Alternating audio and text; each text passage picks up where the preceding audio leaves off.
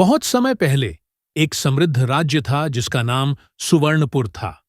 वहां का राजा बलदेव बहुत दयालु और न्यायप्रिय था, लेकिन कभी-कभी उसकी भावनाएं उसे गलत निर्णय लेने पर मजबूर कर देती थीं। राजा के पास एक समझदार मंत्री चंद्रन था, जो हमेशा राजा की मदद करता था। एक दिन राजा बलदेव ने अपने दरबार में एक नया कानून बनाने का फैसला किया। वह चाहता था कि उसके राज्य के लोग ईमानदार बने।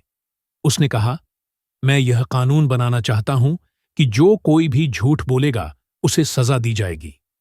चंद्रन ने राजा से कहा, महाराज, क्या आप यह कानून बनाना चाहते हैं? क्या आपको लगता है कि ऐसा करना सही है? राजा ने कहा, यह सही है मंत्री। हमें अपने राज्य को ईमानदार बनाना होगा।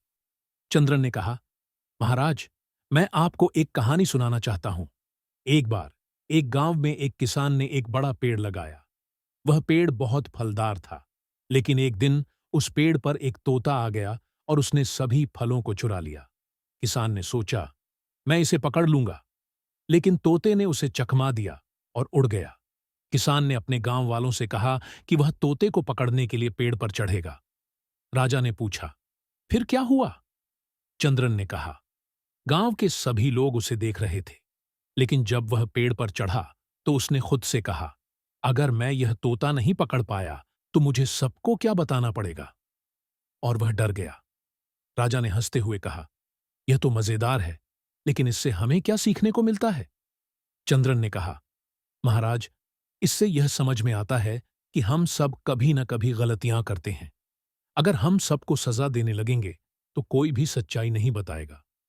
राजा बलदेव ने चंद्रन की बात को समझा और कहा, तुम सही हो। हमें लोगों को सच्चाई बताने के लिए प्रोत्साहित करना चाहिए, न कि उन्हें सजा देने के लिए डराना चाहिए। राजा ने निर्णय लिया कि वह सजा की बजाय लोगों को ईमानदारी का महत्व समझाएगा। उसने एक सभा बुलाई और कहा, मैं अब एक नया नियम बना रहा हूं जो हमें ईमानदारी का महत्व सिखाएगा। सब लोग खुश हो गए और राजा की समझदारी की सराहना की। इस कहानी से यह सीख मिलती है कि ईमानदारी और सच्चाई के लिए केवल सजा देने से काम नहीं चलता। हमें समझ और सहानुभूति के साथ लोगों को सच्चाई का महत्व समझाना चाहिए। अगर आपको ये कंटेंट पसंद आया हो तो अभी सब्सक्राइब करें। धन्यवाद।